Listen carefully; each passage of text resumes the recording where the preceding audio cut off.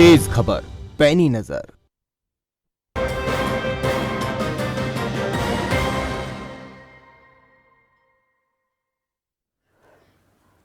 नमस्कार, आप देख रहे हैं उत्तर प्रदेश लाइव और मैं हूं आपके साथ प्रीति सिमार। सीएम योगी दूसरी पारी में पूरी सक्रियता से काम कर रहे हैं। सीएम योगी का बुलडोजर माफिया और बदमाशों की संपत्तियों पर जमकर कहर ढा रहा है और अब धार्मिक शिक्षा दे रहे मदरसों पर अपना ध्यान फोकस किया है सरकार ने, जिसके तहत अब सरकार के तय मानक पूरे ना करने पर 7 मदरसों पर कार्रवाई की तलवार लटक रही है। दरअसल यूपी के मदरसों में सरकार की सख्ती के बाद भी लगातार गड़बड़ियां सामने आ रही थी और इसके बाद सरकार ने सख्त कदम उठाने का अब मन बना लिया है। उत्तर प्रदेश मदरसा शिक्षा परिषद ने यूपी के 7 मदरसों को निलंबन का नोटिस जारी किया है और सभी मदरसों पर भवन एवं भूमि संबंधी मानकों को पूरा न करने का भी आरोप है। 7 मदरसों के प्रबंधकों को अपना पक्ष रखने के लिए कहा गया है। माना जा रहा है कि इनमें से कई मदरसे सरकारी जमीन पर बने हैं। इनकी मान्यता निलंबित करने के लिए रजिस्ट्रार मदरसा बोर्ड ने नोटिस भेजा है।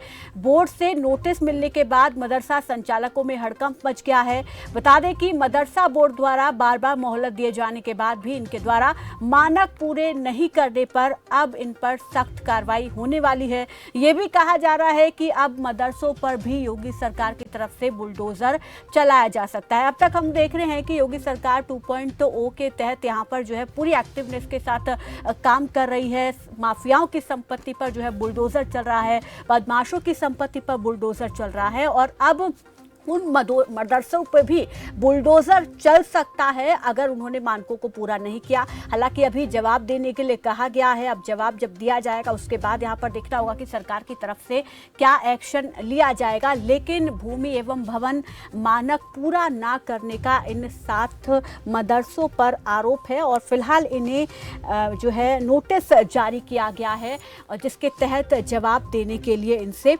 कहा गया है। तो यहाँ पर 7 मदरसों पर तलवार लटक रही है और अनवरत योगी बुलडोजर भी इन पर चल सकता है। बड़ी कार्रवाई इनके खिलाफ जो है वो की जा सकती है।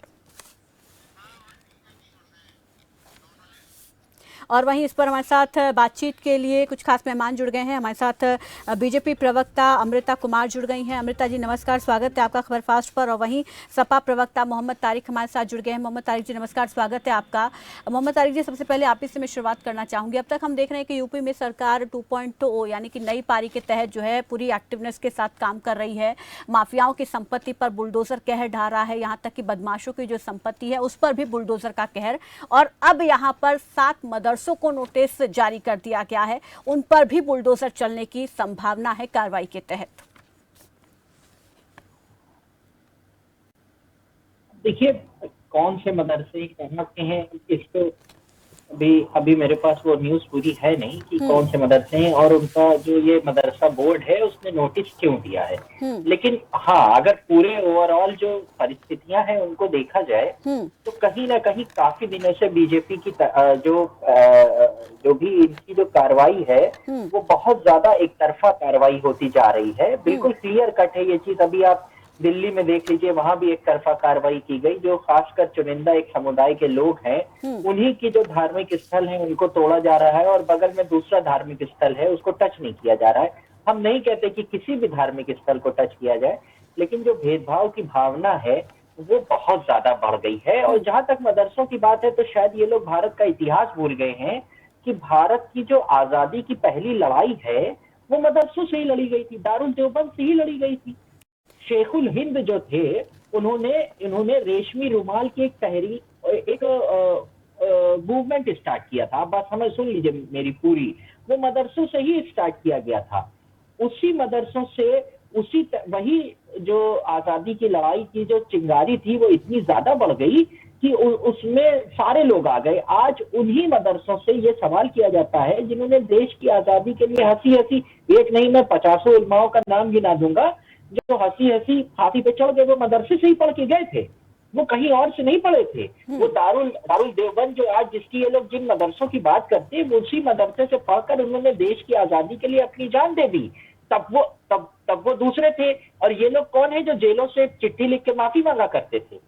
ठीक है, ये लोग वो हैं जो जेलों से चिट्ठी लिख के माफी मांगा करते थे। तो आज जेलों से चिट्ठी लिखकर माफी मांगकर जेल से बाहर आने वाली जो विचारधारा थी, वो उन विचारधाराओं को कटघरे में खड़ा कर रही है जिन्होंने देश की आजादी के लिए अपने सरों को कटा दिया। वो दारुल देवबंद जिसने आज से 150 साल पुराना दायरा है, आपको पता है, वहां से एक नहीं 50 मौलाना है जिनको काला पानी तक हुआ और उन्होंने अपनी सारी जिंदगी काला पानी काट दिया। और दारुल देवबंद के शेखुल हिंद जो है, उन्होंने जो रेशमी रुमाल तहरीक शुरू की थी, उसी रेशमी रुमाल को के ऊपर स्लोगन्स लिख के पूरे हिंदुस्तान में फैलाए जाते थे कि अंग्रेजों को यहाँ से भगाओ। आज उन मदरसों के ऊपर, ये सारे लोग उन्हीं मदरसों से पढ़ के आए थे, उनके ऊपर सवाल उठाए जा रहे हैं। तारिक, आप कह रहे हैं आपके पास लिस्ट नहीं है, मेरे पास लिस्ट है, अगर आप चाहें तो मैं बता सकती हूँ। इसमें नूर उल उलेम अतीकिया, इसके अलावा महाराजगंज तराई मदरसा, गुलशन तैयबा श्रावस्ती मदरसा, फैजुल इस्लाम संत कबीर नगर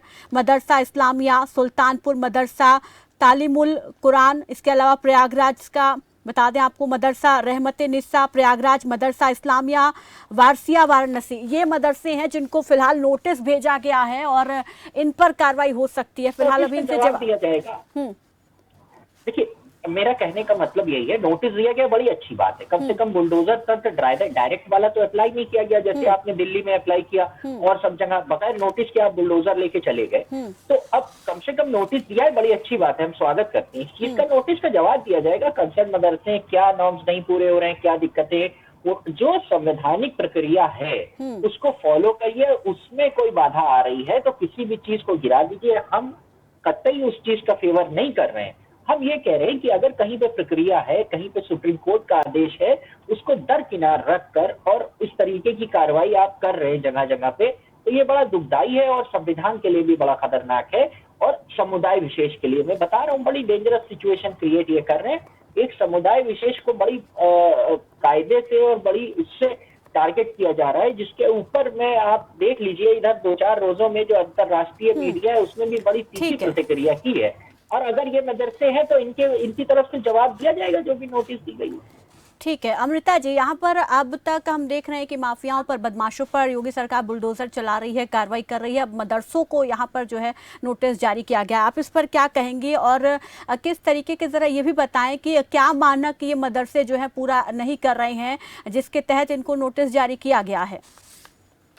देखिए प्रीति जी, अभी मैं तारिक भाई की बात सुन रही थी। मैं इस बात को क्लियर करना चाहूंगी कि हम लोग कोई भी बदले की भावना से या किसी जाति या समुदाय के प्रति हीन भावना रख के हम कोई कार्य नहीं कर रहे हैं। भारतीय जनता पार्टी एक संवैधानिक पद को मानने वाली पार्टी है, वो उसी तरह से काम कर रही है। प्रीति जी, आप भी इस बात से मेरे सहमत होंगे कि आज के समय में जिस तरह से तेजी से टेक्नोलॉजी चेंज हो रही है, वो विकसित हो रही है, उसके चलते हमें शिक्षा में गुणवत्ता की जरूरत तो है ही। विद्यालय और मदरसों में शिक्षा के सुधार के लिए कंप्यूटरों की शिक्षा अनिवार्य की गई है। सरकार हर तरह से तत्पर है कि अच्छे से अच्छी शिक्षा सबको दी जाए, चाहे वो विद्यालय के विद्यार्थी हो या मदरसे के हों। प्रदेश के मुख्यमंत्री चाहते हैं कि मदरसे में भी वही शिक्षा प्राप्त हो जो, चाहे वो कंप्यूटर से संबंधित हो या वो अंग्रेजी से संबंधित हो, जिसे पढ़ने के बाद प्रत्येक विद्यार्थी रोजगार, व्यवसाय और संसाधन जुटाने के लिए उससे मददगार हो। ऐसी शिक्षा हम चाहते हैं सबको मिले, तो उसमें बुराई क्या है? अगर किसी जैसे अमरोहा है और भी जिलों से शिकायतें आ रही थी काफी समय से कि कुछ अनियमितताएं चल रही हैं, तो अगर उन अनियमितताओं को दरकिनार करके उनमें सुधार करके अगर मदरसे चलें तो उसमें बुराई क्या है? हम भी चाहते हैं कि कहीं पे भी ये ना हो कि हमारे बच्चों के साथ में सेकंड टाइप का बिहेवियर किया जा रहा है, हम लोगों को सुविधाएं नहीं दी जा रही। कल को ये उस चीज को लेके खड़े हो जाएंगे। हमारे मुख्यमंत्री यही चाहते हैं कि सबको एक जैसी शिक्षा मिले, इसीलिए वो सख्त कार्रवाई की जा रही है। नोटिस भेजे गए हैं, कोई ऐसी कार्रवाई नहीं की गई है, नोटिस भेजे गए हैं। उसमें अगर उनकी कोई कमियां हैं तो उनको वो दुरुस्त कर लें। तारिक भाई अभी दिल्ली की बात कर रहे थे कि वहां पे एक ही समुदाय के लोगों को टारगेट किया जा रहा है। शायद वो भूल रहे हैं, वहां तो हमारे हिंदू भाई भी हैं, उनके जो परिसर है उन पे भी ठीक है, वो बुलडोजर चलाए गए हैं। तो इस तरह की वो जहांगीरपुरी बातें वाले मुद्दे पे फैलाए ना, अमृता जी हम इन यहाँ बात बातों नहीं का कर कोई रहे तथ्य हैं। ना हम हो, यूपी में तो ये मदरसों फैलाए ना, पर हम ऐसा जो चाहेंगे। कार्रवाई होने वाली है, जो नोटिस जारी किया गया, उसको लेकर बात कर रहे हैं। लेकिन इसमें अनियमितताएं ये बताई जा रही हैं। आरोप ये है कि भूमि और भवन मानक पूरा नहीं किया है इन मदरसों ने, इसलिए इन्हें नोटिस जारी किया गया है। एक मदरसा मैम, एक बात बता दूं, एक मदरसा इससे पहले, अभी कुछ दिन पहले डिस्ट्रिक्ट बहराइच में फतेहपुर एक कस्बा पड़ता है, वहां पर पूरा जी। एक मदरसा तोड़ दिया गया हाँ। है। उसमें आरोप यही था कि जो जमीन है, जो लैंड है, वो नजूल की है। नजूल मीन्स ग्राम समाज की है, ग्राम समाज मीन्स सरकार की है। तो इस वजह से आप ये समझिए, ये मत समझिए कि एक बहुत नई चीज हो रही है, क्योंकि मैं डिस्ट्रिक्ट को बिलोंग करता हूँ जी। और मेरे पास फुटेज है, वीडियो तोड़ने के पूरे वीडियो है, पूरा का पूरा मैंने मदरसा देखी, तोड़ दिया मैंने गया, यूट्यूब क्योंकि पर और देखी उसके थी ऊपर- तारिक, मैंने ये वीडियो देखी हाँ, थी। आपने जी। देखी होगी।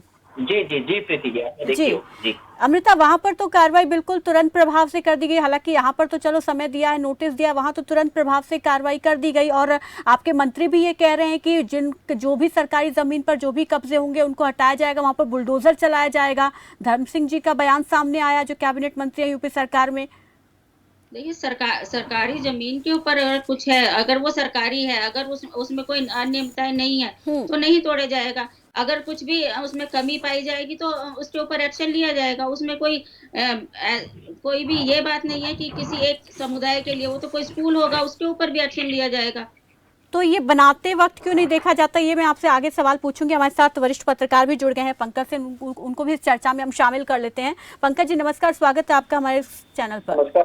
जी, यहाँ पर जिस तरीके से अभी योगी सरकार की तरफ से 7 मदरसों को जो है नोटिस जारी किया गया है, जिसके तहत हालांकि अभी जवाब मांगा गया है, कार्रवाई नहीं की है, लेकिन उम्मीद ये की जा रही है आगे चल के कि उन पर भी बुलडोजर चल सकता है। आप किस तरीके से देखते हैं सर इस कार्रवाई को, क्या कहेंगे आप? देखिए, योगी सरकार ने जो मदरसों को लेकर अपनी योजना बनाई है, उनका जो मानना है कि मदरसों को भी आधुनिक शिक्षा से जोड़ा जाए और इसी की वो एक कार्य योजना बना के वो काम कर रहे हैं। अभी आप देखिए कि 558 मदरसों को चयनित किया गया था, जिसका आधुनिकीकरण किया जा रहा है। और ये जो कार्यवाही की बात हो रही है, ये वो मदरसे हैं जो किसी तरीके से केवल सरकारी अनुदान लेने के लिए फर्जी कागजात लगाकर तरीके से सरकार से अनुदान ले रहे हैं, उन पर कार्रवाई की जा रही है और उनको भी नोटिस दिया गया। और ये आज कार्रवाई हो रही है, एकदम से कार्रवाई हो गई, ऐसा कहना मैं सहमत नहीं हूँ। नहीं, हम भी इस चीज का समर्थन नहीं करते हैं, बिल्कुल। जी तारिक, तो यहाँ आपको ये थोड़ा सा आंकड़े दे दूं। जी। जब पिछली सरकार योगी सरकार पिछली उसमें थी सत्ता में, तो उसने पोर्टल एक लागू किया था। उस पोर्टल में उन्होंने कहा कि जितने भी मदरसे हैं वो सभी रजिस्टर्ड हो और सभी जो मानक पूरे कर रहे हैं उसका ब्यौरा उसने देना था। आप ये देखिए कि गवर्नमेंट के पास 19,000 से अधिक मदरसे पंजीकृत, लेकिन जब पोर्टल पे रजिस्ट्रेशन की बारी आई तो उसमें से तकरीबन 3,000 मदरसे रजिस्टर्ड ही नहीं। वो 3,000 मदरसे कौन थे, वो मदरसे कहाँ चल रहे थे, ये किसी को पता नहीं। लेकिन 2017 से पहले की मैं बात अगर आपको बताऊं, सरकार जो है वो इन मदरसों को प्रतिवर्ष 866 करोड़ रुपए का भुगतान कर रहे हैं।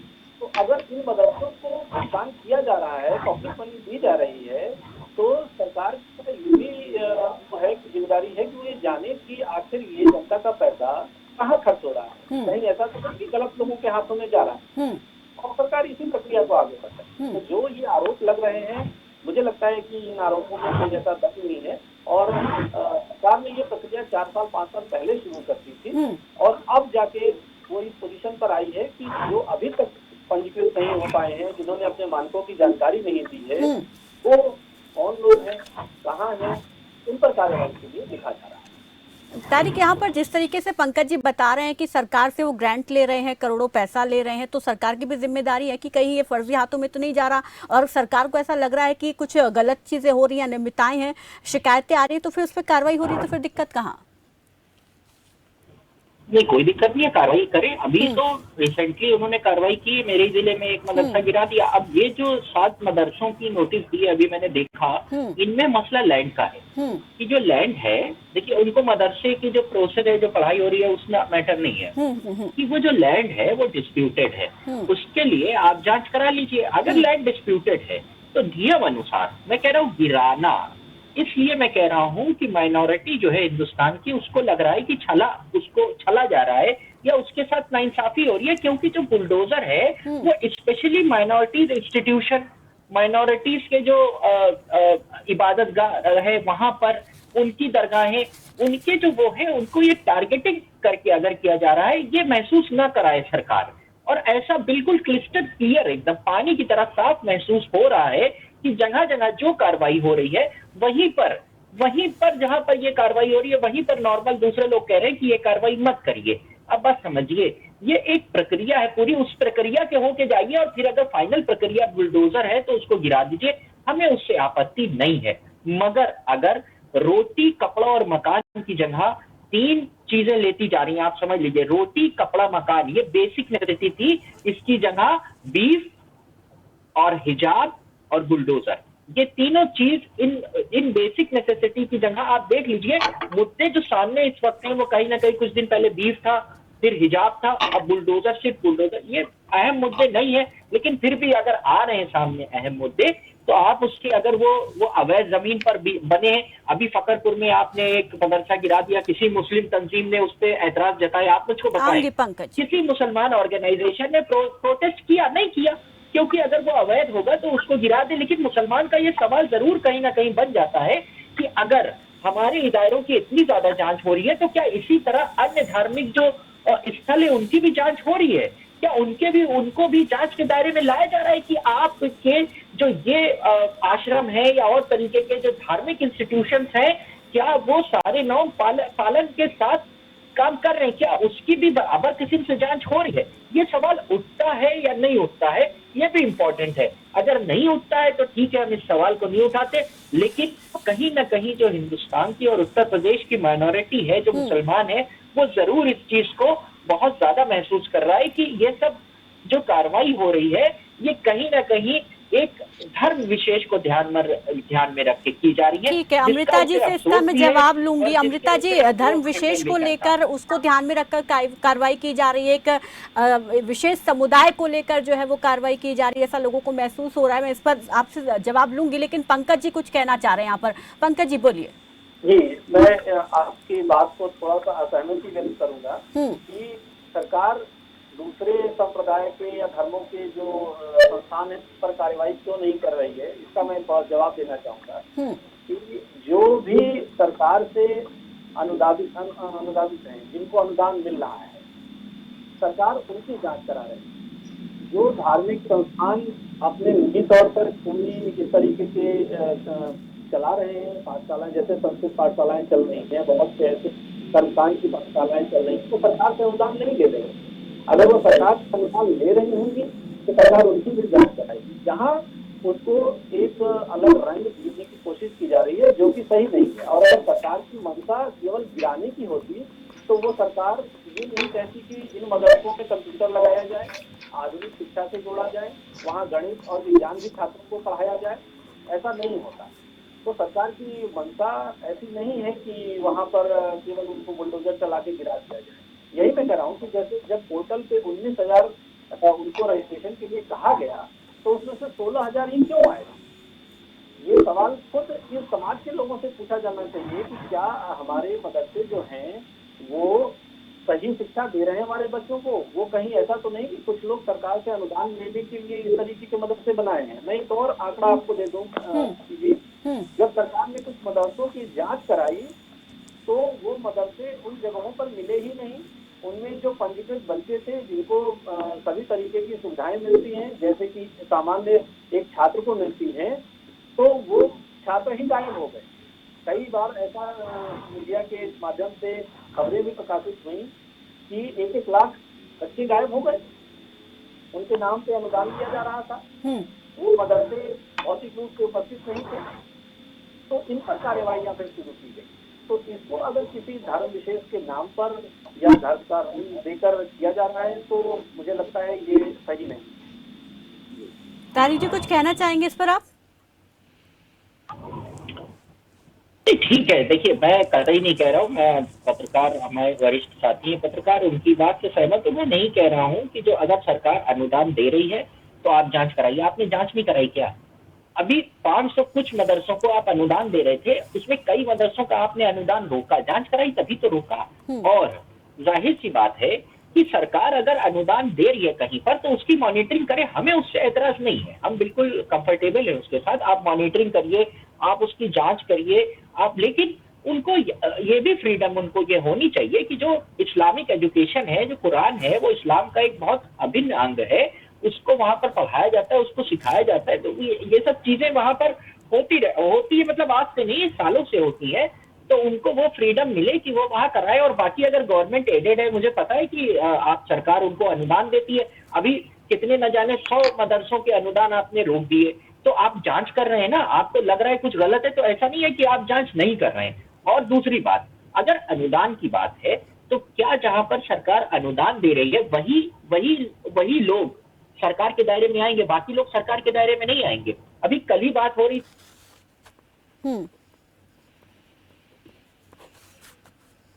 पैसा उठाया जाता है, तो फिर जब द्वारा उठाया जाता है तो वो एनजीओ भी तो जांच के दायरे में आएगी ना। आप बस समझिए मेरी कि सिर्फ सरकारी अनुदान वाले जांच में तो है, लेकिन जो सरकारी अनुदान नहीं दे रहा है और वहां पर भी ऐसा लग रहा है कि कुछ घपले हो रहे हैं, क्योंकि ज्यादातर घपले एनजीओ में ही होते हैं। एनजीओ कहाँ होंगी? एनजीओ जहाँ ट्रस्ट होगी वहां होंगी, जहाँ आश्रम होंगी वहां होंगी, जहाँ मदरसे होंगे वहां होंगी। मैं मदरसों को भी इंक्लूड कर रहा हूँ, मैं आश्रम को भी इंक्लूड कर रहा हूँ। क्यों नहीं आप इन सबको मॉनिटरिंग के दायरे में लाते हैं? इसलिए मैं कहता हूँ कि जब एक ही धर्म विशेष मॉनिटरिंग के दायरे में आता है, चाहे वो मदरसा हो और चाहे वो उनके एजुकेशनल इंस्टीट्यूशंस हो, तो वो सवालिया निशान खड़ा करता है। उस समाज के लोग, उस समाज के बुद्धिजीवी लोग, उस समाज के पढ़े लिखे लोग वो सवाल खड़े करते हैं। मैं उस समाज का पढ़ा लिखा नहीं हूँ, मैं तो समझ लीजिए एक जाहिल हूँ, लेकिन फिर भी उस समाज के जो पढ़े लिखे लोग हैं वो सवाल खड़ा करते हैं कि क्यों ये एक तरफा कार्रवाई हो रही है। अमृता जी बताइए, क्यों ये एक तरफा कार्रवाई हो रही है और क्यों ये महसूस कराया जाता है? प्रीति जी, अभी मैं बहुत ध्यान से काफी टाइम से सुन रही हूँ तारिक जी को। माइनॉरिटी को कौन भड़का रहा है? कुछ राजनीतिक दल जो जिन्हें उस वोट बैंक की चिंता है अपनी राजनीति को चमकाने के लिए। चुनाव में जिन्ना को किसने जिंदा किया था? तो ये लोग अब हिजाब पे और मदरसों पे बात करने लायक हैं? इनको हक है इस बात का? जब भी चुनाव आता है तो ये जिन्ना को बीच में लेके आ जाते हैं। माइनॉरिटी को उकसाने का काम तारिक साहब कर रहे हैं और लोगों को ये अच्छी तरह से पता चल गया है, इनका चाल चरित्र, इनकी पार्टी का चाल चरित्र सबको पता चल गया है। अब इनके उकसाने से भी लोग नहीं उकसाए जाएंगे। लोग जानते हैं कि किसी भी तरह से हमारे मुख्यमंत्री सबका साथ सबका विकास कर रहे हैं, सबको एक रास्ते पे चलाना चाह रहे हैं, सबको प्रगति के रास्ते पे चलाना चाह रहे हैं। उसके वो लिए तो सहमत है ना, वो इस वो चीज पर तो सहमति जता रहे हैं ना कि अगर कुछ गड़बड़ है, अनियमितता है तो कार्रवाई करें। अगर कुछ अगर वो उससे सहमति जता रहे हैं तो ये बार मैं हर डिबेट में इनका सुनती हूँ, वो ये रेशमी रुमाल का पूरा स्टेटस सुनाते हैं। क्या मैं नहीं सुना सकती हूँ अब तक अपने हिंदू भाइयों ने जिन्होंने कुर्बानियां दी, मैं भी वही लेके बैठ जाती हूँ। हर डिबेट में वही सुनाते हैं बैठ के, ये भी सुनाए मैं भी सुनाऊं। जो मुद्दा है उससे भटकाते क्यों हैं ये लोगों को उकसाने का काम क्यों करते हैं? आज अगर मदरसों में अगर वहाँ पे बंदरवाट हो रही है, अगर जहाँ पे मदरसे नहीं है और वहाँ के लिए भी अनुदान लिया जा रहा है तो उन पे कार्रवाई होगी। इसमें ये इनसे नहीं पूछा जाएगा कि आप बताइए कि हम किसके ऊपर कार्रवाई करें। जब अगर अनुदान लिया जा रहा है तो उनके ऊपर जांच भी होगी और कार्रवाई भी होगी। उससे हमारे मुख्यमंत्री को कोई पीछे नहीं हटा सकता। दिल्ली के लिए भी ये गलत बात अपने माइनॉरिटी के लोगों को सुनाना चाह रहे हैं कि माइनॉरिटी के ऊपर हो रहा है, वहाँ हर एक समाज के ऊपर एक्शन लिया गया है। हर जगह ये लोग अपनी सपा की गाड़ी साइकिल को चलाने की कोशिश करने लगते हैं। ये नहीं सोचते कि ये वो साइकिल का पंचर हो चुका है, ये जाके उसको अभी ठीक कराए, उसके बाद ही ये कुछ बोलने लायक है। ठीक है पंकज, यहाँ पर एक चीज मैं आपसे समझना चाहूंगी कि जो जिनको सरकार अनुदान दे रही है उनकी जांच करेगी सरकार, ये ठीक है, लेकिन क्या जब जिस वक्त मदरसे बनाए जाते हैं क्या उस दौरान इन मानकों को नहीं देखा जाता सरकार की तरफ से कि वो मानक पूरा कर रहे हैं या नहीं कर रहे हैं? देखिए, मैं यहाँ पर किसी पिछली सरकारों का वो नहीं करूंगा और मैं किसी पर टिप्पणी करूंगा, लेकिन पिछली सरकारों में जो अधिकारियों ने अनदेखी की उसका परिणाम है कि कुछ जगहों पर सरकारी जमीनों को कब्जा करके या कुछ नियमों की अनदेखी करके ऐसे मदरसे खोले गए जिसमें फर्जी छात्रों का नामांकन किया गया और सरकार से अनुदान लिया गया। ये सरकार ने आने के बाद केवल इतना काम किया है कि अनुदान को रोकने की कवायद की, वो भी उनकी जो फर्जी तरीके से, किसी भी तरीके से फर्जी। मैं वो नहीं कह रहा हूँ कि केवल जमीन के ही मामले हैं, कहीं छात्रों की फर्जी संख्या दिखाई गई, कहीं छात्र थे ही नहीं, कहीं जो पढ़ाने वाले हैं उनकी संख्या गलत दिखाई गई, कहीं वो भौतिक रूप से उपलब्ध नहीं थे, तमाम तरीके की चीजें, किसी भी तरीके की अनियमितता नहीं। तो पंकज जी, इजाजत जो परमिशन एक दी जाती है किसी भी निर्माण को लेकर, तो उससे पहले मानक तो अधिकारी भी तो पहुंचकर देखकर जांचते हैं, उसके बाद तो इजाजत दी जाती होगी। इस सरकार ने ये भी कोशिश की है, सरकार ने ये भी कोशिश की है कि जो ब्यूरोक्रेसी इसके लिए दोषी है उनको भी जांच के दायरे में लाया जाए। ये भी चीज हो रही है और ये आप लोगों के माध्यम से कई बार ये चीज बताई जा चुकी है कि इस जो भी मदरसा और इसको अनुमति देने वाले अधिकारी रहे हैं पहले की सरकारों में, उनको भी जांच के दायरे में लाया गया है। ऐसा नहीं है कि वो बच गए। सरकार न केवल मदरसों की जांच कर रही है बल्कि उनकी भी जांच कर रही है जो फर्जी तरीके से मदरसों को अनुमति देने, उनको वहाँ बनवाने। ठीक है, अगर ये चीजें पहले देखी जाती तो अब ये नौबत ही नहीं आती, क्योंकि अब कहीं ना कहीं बच्चों का भविष्य तो अभी खतरे में जाएगा ना। अगर मदरसों को तोड़ दिया जाएगा तो फिर वो बच्चे कहाँ जाएंगे जो यहाँ पर पढ़ रहे हैं? वो ज्यादातर ऐसे मदरसों पर कार्यवाही हो रही है जहाँ भौतिक रूप से बच्चे हैं ही नहीं जी, या वो मदरसे ही एग्जिस्ट नहीं करते हैं, वो कहीं पे कोई छोटा सा कोई ऐसा सेटअप बना के और वहाँ ज्यादा संख्या बच्चों की दिखा के सरकार से ज्यादा अनुदान देने का वो किया जा रहा है। ज्यादातर ऐसे ही केसेज आए। अब आप बताइए कि ठीक है, बिल्कुल यहाँ पर ये बड़ी कार्रवाई अब आगे देखने को मिलेगी।